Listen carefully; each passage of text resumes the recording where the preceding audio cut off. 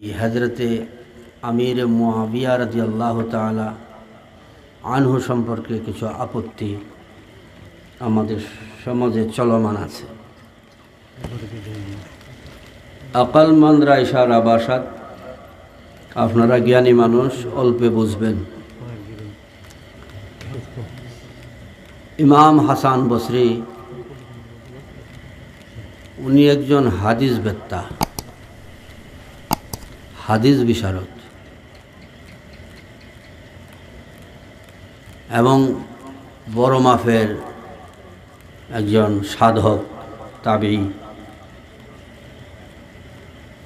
তিনি কেউ এখন এই প্রশ্নগুলো আসার পিছনে কারণগুলি বুঝি যে রিসেন্টলি আমাদের মধ্যে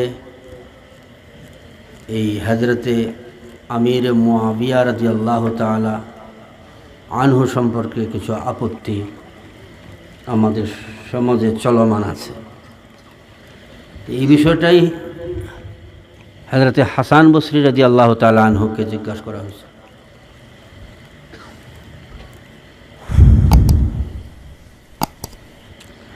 তো তিনি বললেন যে দেখো, এত অনেক উঁচু জায়গা, ওখানে কথার মধ্যে যদি কোনো এরফের হয় তো উঁচু জায়গায় যদি পানি ঢালো তো এটা তোমার কাছে আসবে। তো ওখানে যদি আমি লম্বা করে কথা বলবো, কথায় যদি একটু এদিক সেদিক হয় তো এটা আমার বিপদের কারণ হবে। এই জন্য খুব সতর্কতা অবলম্বন করেছেন মুতাকাদ্দিমিনগণ এ বিষয়ে কথা বলতে। এখন আমাদের যুগে যেভাবে বলা হয় এটা চিন্তার বিষয় হয়ে দাঁড়িয়ে গেছে। তো আমি এই মর্মে সংক্ষিপ্ত কথা এটা বলবো, যারা আহলে সুন্নাত ওয়াল জামাতের আকীদায় জিন্দেগি করে আসছেন সেই যুগ থেকে সাহাবায়ে কেরাম থেকে শুরু করে এ পর্যন্ত তারা কেউ সাহাবায়ে কেরামের বিরুদ্ধচারণ করেন নাই। ইমামগণ সাহাবায়ে কেরামের মহব্বত করেন নাই। যারা আহলে বাইতকে মহব্বত করে তারা আহলে বাইতকে রাখে ডান কাঁধে আর সাহাবায়ে কেরামকে বাম কাঁধে। আহলে বাইতকে ডান চোখে আর বাঁ চোখে সাহাবায়ে কেরাম, দুই কি মহব্বত করে আসছে। আল্লাহ পাক যেন আমাদের সকলকে বোঝার তৌফিক তরফি দান করে। আমরা সবসময় জ্ঞানীদের মুখাপেক্ষী। সবচেয়ে বড় জ্ঞানী যিনি, বড় আলিম হলেন আল্লাহ। আল্লাহর চেয়ে বড় আলিম কেউ আছে? তারপরে হলেন নবী মুহাম্মদুর রাসূলুল্লাহ সাল্লাল্লাহু আলাইহি ওয়াসাল্লাম। এইভাবে পর্যায়ক্রমে ইলমের সাইলাব হয়েছে। এই জন্য সবসময় পরবর্তীরা পূর্ববর্তী জ্ঞানীদের দ্বারস্থ হয়। যেমন আপনারা সিনিয়র, আপনাদের জুনিয়র যারা আছে এরা আপনাদের কাছ থেকে শিখে, তাই না? মুরব্বীর কাছ থেকে ছোটরা শিখে না? ছাত্ররাই শিক্ষকের কাছ থেকে শিখে না? এই ধারাবাহিকতা কিন্তু ওখান থেকেই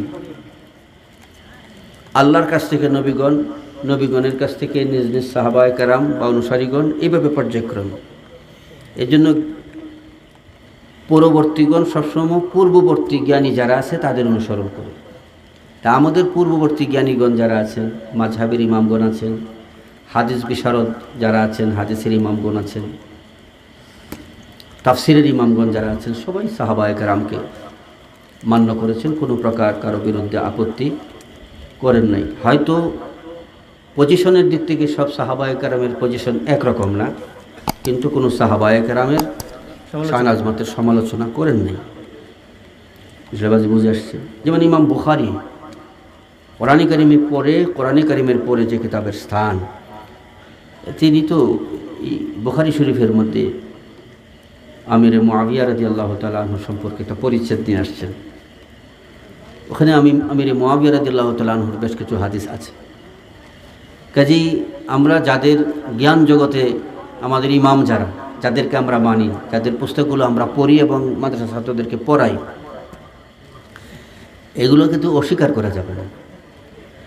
কাজেই আহলে সুন্নাত ওয়াল জামাতের আকীদা খেয়াল রাখবেন, কারো সমালোচনা করা যাবে না। আহলে বাইতকে এই চোখে রাখবেন আর এই চোখে সাহাবায়ে কেরাম।